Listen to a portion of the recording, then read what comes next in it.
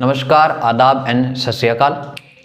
तो कल जो हमने पढ़ा था इलेक्ट्रिसिटी चैप्टर स्टार्ट किया था हमने, ठीक है।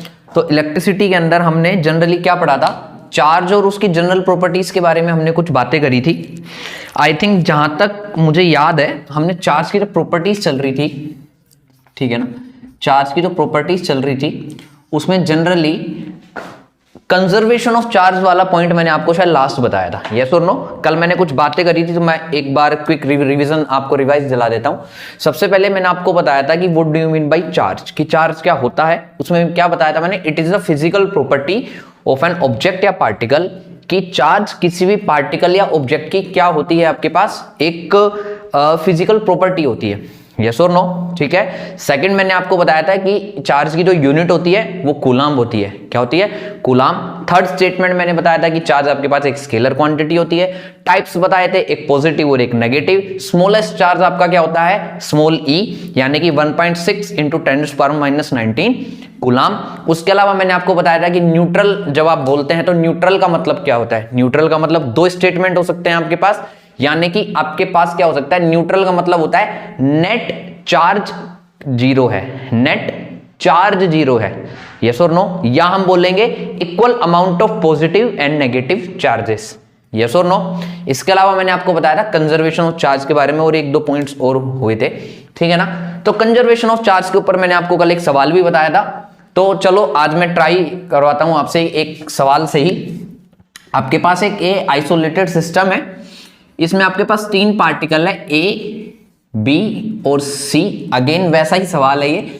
मान लो इनमें ए के पास आपके पास 5e चार्ज है, इसके पास माइनस का 2e है और इसके पास मान लो 3e है, ठीक है।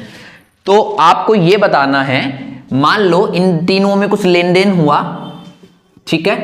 उसके बाद ये ए पार्टिकल है, ये बी पार्टिकल है और ये सी पार्टिकल है, यही वाले। लेने देने के बाद क्या हुआ, इसके पास तो आ गया 10e चार्ज, इसके पास आ गया माइनस का 2e चार्ज। तो आपको क्या बताना है कि सी पार्टिकल के पास कितना चार्ज होगा, जो मैंने आपको कल सवाल बताया था एग्जैक्टली उस वाले तरीके से, ठीक है। पक्की बात है। तो वीडियो को थोड़ी देर के लिए पॉज करें और इस सवाल को करने की ट्राई करें, ठीक है।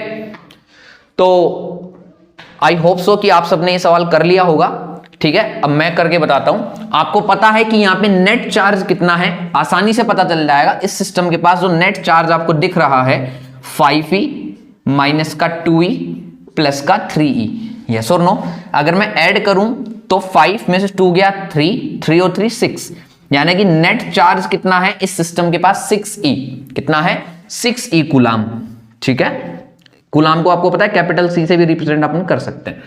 यहां पे देखो, मान लिया x के ऊपर, सी वाले पार्टिकल के ऊपर कितना चार्ज है, x कितना है, x। तो आपको इतना तो पता है कि 10e माइनस का 2e प्लस में x इक्वल्स टू कितना होना चाहिए आपके पास, 6e। कितना होना चाहिए, 6e होना चाहिए, यस और नो। ऐड करो तो ये आ जाएंगे आपके पास 8e प्लस में x इक्वल्स टू 6e होना चाहिए, ये उधर चला जाएगा, यानी कि आपके पास x की वैल्यू आ जाएगी माइनस का 2e। यानी कि यहां पे जो चार्ज होना चाहिए सी के ऊपर वो कितना होना चाहिए, माइनस का 2e। बात समझ में आ गई अच्छे से, यस और नो। तो ये कल मैंने आपको जो एक कॉन्सेप्ट बताया था उसके बेसिस पे मैंने आपको एक हल्का सा एक सवाल बताया है। कोई दिक्कत कैसी भी, आगे चलें, ठीक है। अब चार्ज की प्रॉपर्टीज जो हम डिस्कस कर रहे थे उसमें एक लास्ट लेकिन इंपॉर्टेंट एक पॉइंट और है, ठीक है, जिसके बारे में हम बात करेंगे। वो क्या है, वो है आपके पास एक लास्ट पॉइंट अगर मैं बताऊं यहां पे, quantization of charge. Quantization of charge, ठीक है ना। ये किसी भी पार्टिकल पे क्वांटिटी चार्ज की कितनी हो सकती है, कैसी हो सकती है, उसके बारे में हम बातें करेंगे इस चीज के अंदर। तो क्वांटाइजेशन ऑफ चार्ज को समझने से पहले हम ये समझते हैं कि ये है क्या एक्चुअली में, ठीक है। क्योंकि देखो लिखने में कुछ भी नहीं जाता है, मैं लिख दूंगा कि इट इज कि charge on any object is a integer multiple of small E Q बराबर प्लस माइनस एन ई, जो क्वांटाइजेशन ऑफ चार्ज है। लेकिन कई बच्चों के समझ में नहीं आता कि सर ठीक है ये है हमने रूल टाइप में, ये हमने पढ़ लिया, रट लिया, सवाल कर लिए, हो गया काम। नहीं, आप इसको थोड़ा सा समझेंगे ना तो आपको बेटर अंडरस्टैंडिंग आएगी कि वास्तव में ये एक लॉजिकल चीज है, ठीक है ना। तो कैसे, सुनना।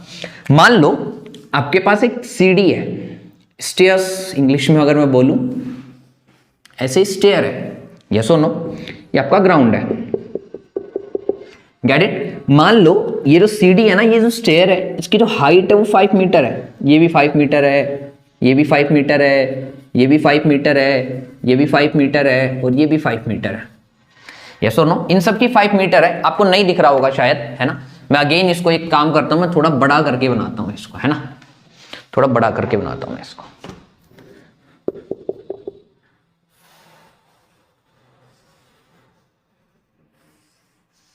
मान लो ऐसे, मान लो, ठीक है, ये क्या है 5 मीटर, ये भी क्या है 5 मीटर, ये भी क्या है 5 मीटर, मान लो ये ऐसे है, ठीक है। आपके पास एक बॉल है, क्या है, एक बॉल है ऐसे। अब मुझे कॉमन सेंस ही बताओ, अगर ये बॉल ये पहली वाली सीढ़ी के ऊपर हुई, स्टेयर के ऊपर हुई, दूसरी वाली के ऊपर हुई, थर्ड वाली पे, अगर ये बॉल जो है वो पहली वाली स्टेयर के ऊपर हुई तो इसकी हाइट क्या होगी बताओ। अगर ये बॉल पहली वाली स्टेयर पे हुई तो इसकी हाइट क्या होगी, सबको पता है 5 मीटर होगी या नहीं होगी। सेकंड वाली पे हुई तो क्या होगी, टोटल ग्राउंड से हाइट 10, थर्ड वाली पे हुई तो कितनी होगी 15, कितनी होगी 15। अगर मान लो मैं इसी को और एक्सटेंड करता जाता हूं तो हाइट कितनी हो सकती है, पहले वाली पे 5, सेकंड वाली पे 10, फिर 15, फिर 20, फिर 25, देन 30, 35, 40, 45 एंड सो ऑन, ऐसे चलती जाएगी, यस और नो। ठीक है सर, लेकिन इसका इससे क्या मतलब है, अरे है, सुनना मेरी बात। यहां पे आप एक बार बताओ, इस बॉल की हाइट किसी भी कंडीशन के अंदर या किसी भी टाइम के ऊपर 17 मीटर हो सकती है, 17 मीटर हो सकती है क्या, नहीं हो सकती ना, यस।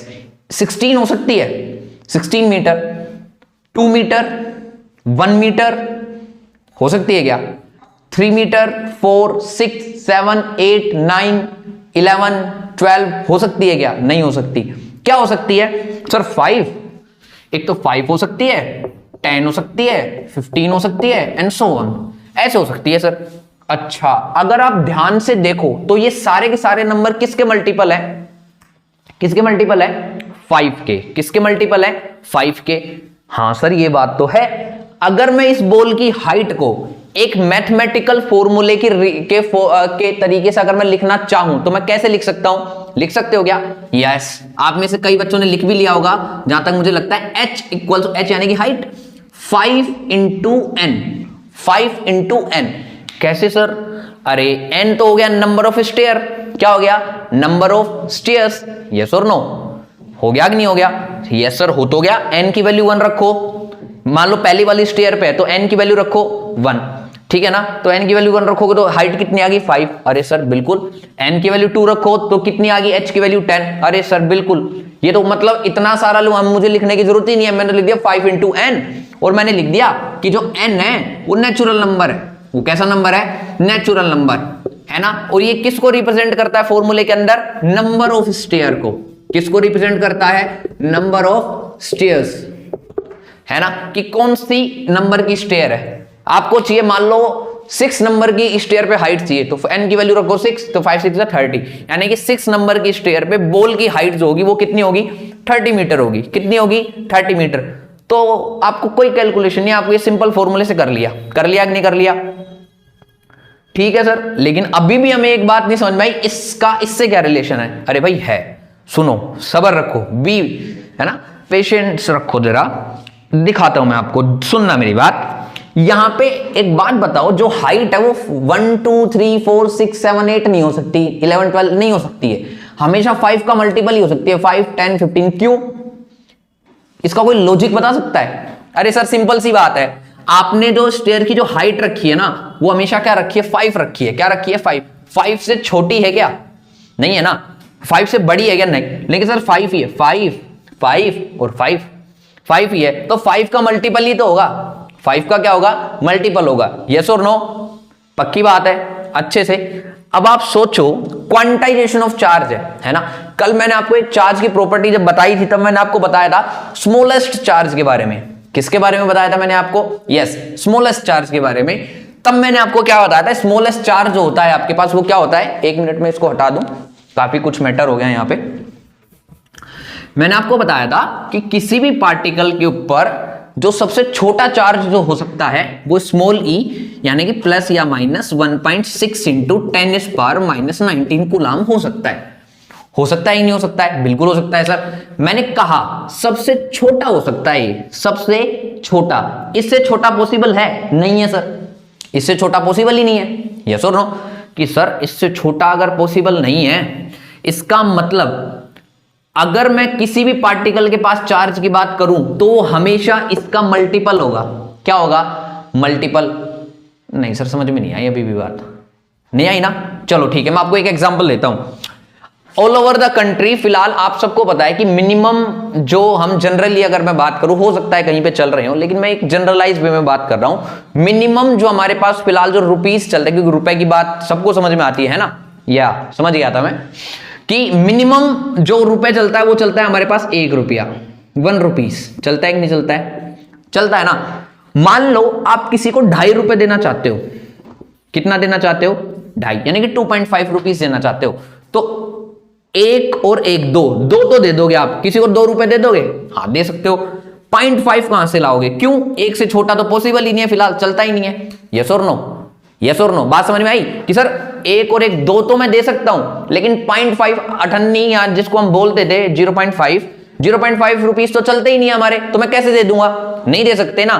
क्यों नहीं दे सकते? क्योंकि 1 से छोटा पॉसिबल ही नहीं है। 1 से छोटा पॉसिबल ही नहीं है। ठीक है सर, थोड़ी थोड़ी आई और आएगी, देखना। मान लो आपने किसी को 10 रुपए दिए। कितने दिए? 10 रुपए दिए। हाँ सर दिए, तो वो 1 का कितना मल्टीपल है? 1 का कितना मल्टीपल होगा सर? 10 है। 1 इंटू 10 इक्वल्स टू 10। 100 रुपीस दिए तो वो 1 का कितना मल्टीपल है? 100। आपने 1 करोड़ रुपए दिए किसी को, तो वो 1 का कितना मल्टीपल है? 1 करोड़। यस और नो? किसी ने आपने किसी को 1 मिलियन रुपीस दिए, तो वो 1 का कितना मल्टीपल है? 1 मिलियन। यस और नो? पक्की बात है। यानी कि कितने भी रुपए आप दे दो वो हमेशा किसका होगा? 1 का मल्टीपल होगा। 1 का क्या होगा? मल्टीपल। यानी कि किसी को भी कितने भी रुपए दे सकते हो, लेकिन वो हमेशा 1 का क्या होगा? मल्टीपल होगा। क्या होगा? मल्टीपल होगा। यस और नो? लेकिन किसी को जैसे आप 100.5 रुपए देना चाहते हो, दे सकते हो। क्यों? 100 तो दे दोगे, 100 तो आप दे दोगे, 1 का मल्टीपल 100, लेकिन 0.5 कहां से लाओगे? 0.5 नहीं दे सकते ना। तो यही बात, आप अब ये मानो 1 रुपए नहीं है वो ई है।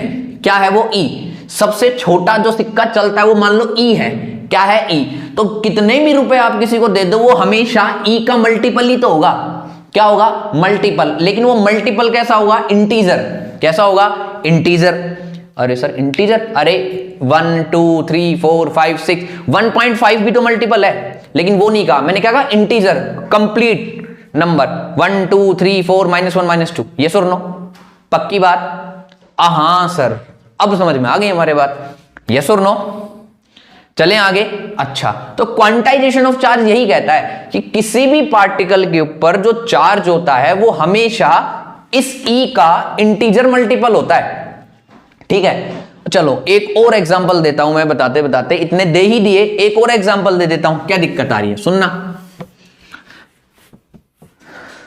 आज तक आपने जितनी भी केमिकल इक्वेशन पढ़ी है, मान लो ये ए है और ये बी है, कितनी भी केमिकल इक्वेशन पढ़ी है तो आपने पढ़ा होगा ए ने बी को 1 इलेक्ट्रॉन दे दिया, 2 दे दिया, 3 दे दिया, 4 दे दिया, मान लो दे दिए। लेकिन कभी ऐसा सुना है ए ने बी को 1.5 इलेक्ट्रॉन दे दिया, 1.5 दे दिया, 2.5 दे दिया? ऐसा सुना है क्या? नहीं सुना ना। इसका मतलब 1 2 3 4 ऐसे दे सकते हैं ना। कभी आधा दे सकते हो? क्यों नहीं दे सकते? क्यों नहीं दे सकते बताओ? अरे भाई ई का जो ई मैंने बोल दिया सबसे छोटा है, तो उससे छोटा पॉसिबल ही नहीं है। अब जब उससे छोटा पॉसिबल ही नहीं है तो उससे छोटा दोगे कैसे? आप दे ही नहीं सकते ना। तो यही वाली बात है। तो क्वांटाइजेशन ऑफ चार्ज समझ में आया? यस और नो? तो मैंने आपको बोला था ना, इसको समझोगे तो बहुत अच्छी चीज है, वैसे ही समझ में आ जाएगी। इतना कोई हार्ड नहीं है, रटने वाली चीज नहीं है ये। जनरल वे में भी आप समझ सकते हो इस बात को कि quantization of charge is nothing but it tells us net charge on an object, on an object is integer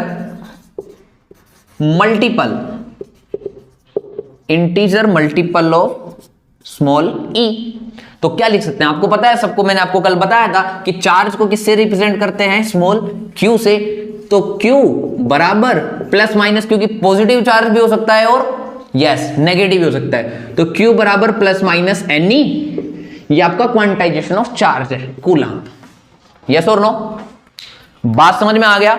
ये इंपॉर्टेंट टॉपिक है, 12th में भी रहेगा और अभी भी है, इस पे से आते हैं सवाल, अभी मैं बता दूंगा, क्योंकि ये बताएगा। मान लो मैंने लिख दिया कि किसी भी पार्टिकल के ऊपर चार्ज लिख दिया मैंने, इतना कूलम चार्ज पॉसिबल है या नहीं है, मैंने कोई रैंडम लिख दिया। मान लो मैं कहूं आपसे एक लेट्स से एग्जांपल, मैं आपसे कहूं 3.2 इंटू 10⁻⁻19 कूलम, इतना चार्ज मैं आपको दे दूं और मैं कहूं बताओ किसी भी पार्टिकल के ऊपर इतना चार्ज पॉसिबल है या नहीं है। मैं आपसे कहूं कि इतना चार्ज किसी पार्टिकल के पास हो सकता है क्या? सर कैसे पता करेंगे? अरे भाई सिंपल, n की वैल्यू कैसी आनी चाहिए, इंटीजर। कैसी आनी चाहिए? इंटीजर। अगर q की वैल्यू आपके पास है, e की वैल्यू आप सबको पता है जो मैंने आपको बताई थी 1.6 इंटू 10⁻⁻19, q की वैल्यू आपको गिवन है, e की वैल्यू आपको पता है, तो e इधर आ जाएगा। यस और नो, n की वैल्यू निकाल लो। अगर n की वैल्यू इंटीजर आती है तब तो वो ये वाला चार्ज पॉसिबल है, अदरवाइज पॉसिबल नहीं है। चलो मैं आपको करके बताता हूं, देखना। q की वैल्यू ये हो गई आपके पास, यस और नो, सुनना। e की वैल्यू हो गई 1.6 इंटू 10⁻⁻19 कूलम, बिल्कुल सर हो गई। फॉर्मूला आपके पास क्या है, q बराबर n इंटू ई। तो सर हमें n की वैल्यू निकालनी है, n की निकालो।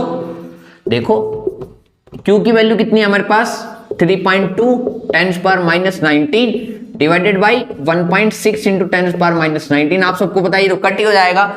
ध्यान से देखो, 16 2 32, डेसिमल से डेसिमल कट जाएगा। n की वैल्यू कितनी आ गई, 2। अरे सर 2 इंटीजर नंबर है क्या? अरे ये भी नहीं पता आपको? हाँ 2 इंटीजर नंबर है, यस और नो? यस। तो अगर ये इंटीजर नंबर है यानी कि ये वाला चार्ज किसी भी पार्टिकल के पास पॉसिबल है, यस और नो? बात समझ में आ गई? इसका मतलब सर, अच्छा अगर हमें कोई चार्ज दे दे और ये पूछे कि ये वाला चार्ज किसी भी पार्टिकल के ऊपर ऑब्जेक्ट के पास पॉसिबल है, तो हमें किसकी वैल्यू निकाल के देखनी है, n की। किसकी वैल्यू निकाल के देखनी है, n की। और अगर n की वैल्यू इंटीजर आती है तो वो चार्ज पॉसिबल है, अदरवाइज नहीं है। यस और नो? मैं आपको एक दो सवाल और करके बताता हूं, ठीक है ना? फिर आप प्रैक्टिस करके देखना, ठीक है? करते हैं सवाल, ओके करते हैं, चलो देखते हैं। घर पे आपको प्रैक्टिस भी कंटिन्यू रखनी है, ठीक है ना? ये नहीं है कि यहां से पढ़ लिया बस हो गया, है ना? कई बार क्या होता है, मैंने आपको पढ़ाया, ठीक है ना, आपके चीज याद है, रहती है, मैं मना नहीं कर रहा, है ना? लेकिन एक टाइम के बाद फिर वो, अगर आप उस चीज को रिवाइज नहीं करोगे ना, फिर वो चीज आपके माइंड से धीरे धीरे इरेज होने लग जाती है, ठीक है ना? तो रिवीजन मस्ट है, ठीक है ना? इसीलिए मैं कभी भी अगर मैं आपको कोई चीज पढ़ाता हूं तो नेक्स्ट डे है उसका एक ओवरव्यू जरूर देता हूं, है ना, जिससे आपको थोड़ा थोड़ा वो चीज रिमाइंड हो जाए, है ना? और अगर आप खुद से रिवीजन करके आएंगे तो आप क्विकली उस चीज को पकड़ भी लेंगे कि हाँ सर ने ये बात बताई थी, ऐसे ऐसी बातें होती हैं, ठीक है? चले आगे, ओके। तो मैं आपको सवाल बता रहा था क्वांटाइजेशन ऑफ चार्ज पे। मान लो मैं यहां से बोलूं, मान लो आपके पास चार्ज है एक 4.2 इंटू 10⁻⁻19 कूलम, और मैं कहूं बताओ ये पॉसिबल है या नहीं है, तो आप सबको पता है E की वैल्यू होती है 1.6 इंटू 10⁻⁻19 कूलम, और फॉर्मूला भी पता है सर हमको, हम तो बड़े इंटेलिजेंट लोग हैं, Q बराबर n। तो आप सबको पता है कि n की वैल्यू निकालनी होती है Q बाई E से। अरे सर निकाल लो n की वैल्यू, कहां बड़ी बात है, निकालते हैं भाई, निकालते हैं। n की वैल्यू देखो, Q की वैल्यू तो इतनी है, ठीक है, 4.2 10⁻⁻19 डिवाइडेड बाय E की वैल्यू और रख दो 1.6 इंटू 10⁻⁻19, इससे ये कट गया, डेसिमल से डेसिमल गया, n इक्वल टू 42/16। सबको पता है ये कट जाएगा, किससे कटेगा, 2 से काट दो एक बार, 2 2 जा 4, 2 1 जा 2, 2 8 जा 16, यानी कि 21/8। आप कौन बताए, ये इंटीजर नंबर है क्या? 21/8 इंटीजर नंबर है क्या? नहीं है। यस और नो? ठीक है, अगर ये इंटीजर नंबर नहीं है, इसका मतलब ये वाला चार्ज किसी भी पार्टिकल के पास पॉसिबल नहीं है। बात समझ में आ गई? हाँ सर, अब समझ में आ गया, अब समझ में आ गया हमें। कोई दिक्कत है किसी को भी? अच्छे से? ठीक है, और बताओ। ठीक है, अब मैं आपको एक काम करता हूं, एक दो सवाल देता हूं, तो आप पता करना कि इतना चार्ज किसी भी पार्टिकल के पास पॉसिबल है या नहीं है। यस और नो? ठीक है, मैं आपको सवाल देता हूं, ठीक है ना? आप वीडियो पॉज करके करना उसको एक बार जरा, है ना?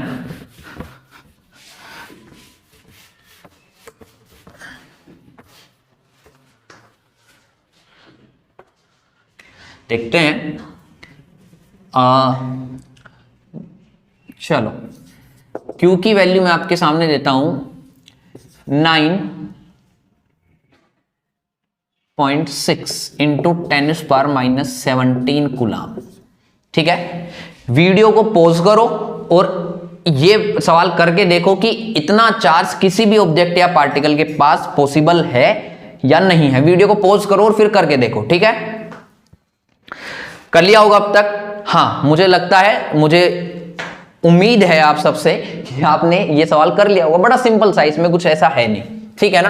तो जैसा कि हम हर बार करते हैं, आपको पता है E की वैल्यू 1.6 इंटू 10⁻⁻19 कूलाम है।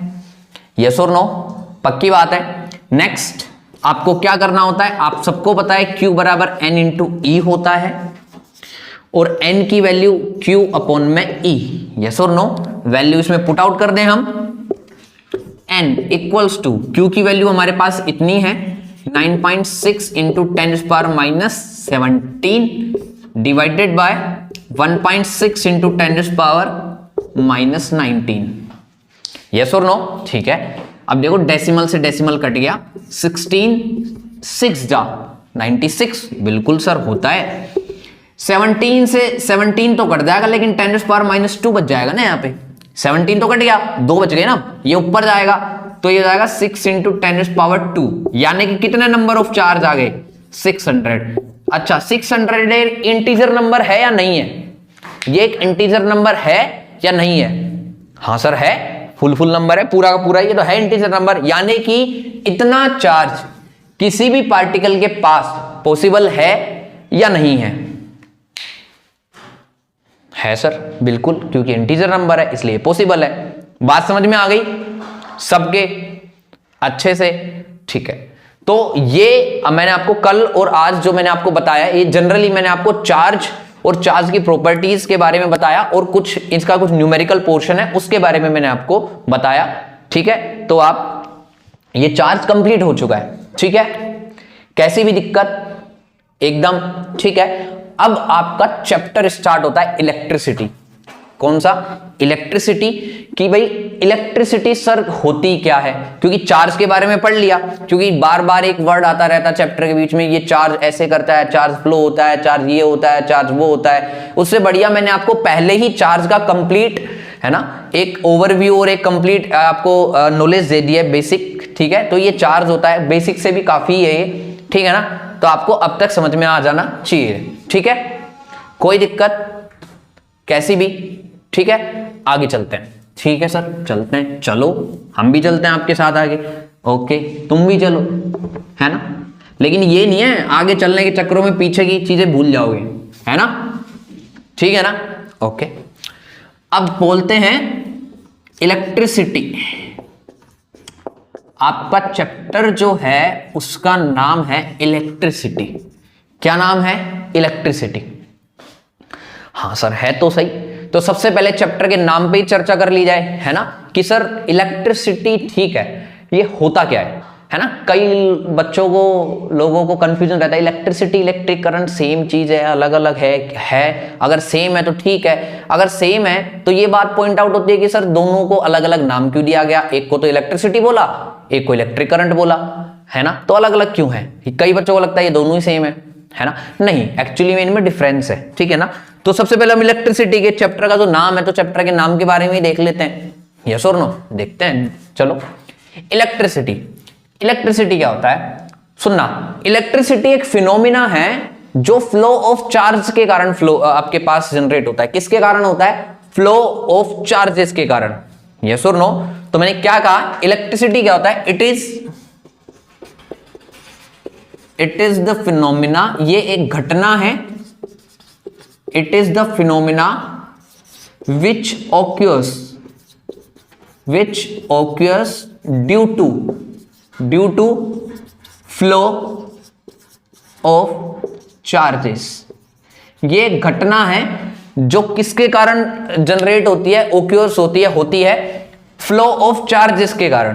किसके कारण जनरेट होती है, फ्लो ऑफ चार्जेस के कारण, यस और नो, पक्की बात है अच्छे से। तो ये तो होती है इलेक्ट्रिसिटी, ये क्या होती है, इलेक्ट्रिसिटी। बात समझ में आ गई, अच्छे से आ गई।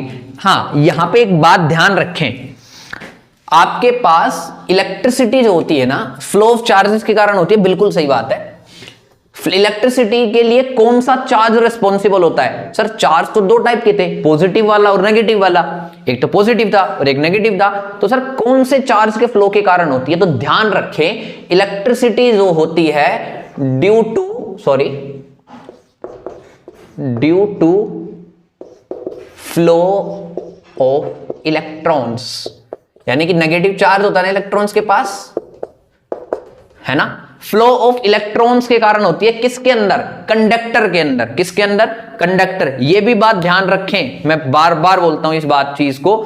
एक्चुअली में इलेक्ट्रिसिटी जो होती है ना, एक्चुअली अलग अलग चीजों के कारण होती है, अलग अलग चीजों में। जैसे लाइक अगर मैं सेमीकंडक्टर में बात करूं तो अलग चीजों के कारण होती है, कंडक्टर में बात करूं तो इलेक्ट्रॉन्स के कारण होती है, गैसेज में अलग के कारण होती है। आपने सुना होगा इलेक्ट्रोलाइट सॉल्यूशंस, सुना होगा है ना, इलेक्ट्रोलाइट केमिस्ट्री में HCl होता है, H2SO4, उनके अंदर से इलेक्ट्रिसिटी पास हो सकती है, यस और नो। इलेक्ट्रोलाइट सॉल्यूशंस के बारे में सुना होगा, वहां पे आयंस की वजह से होती है। किसकी वजह से होती है, आयंस।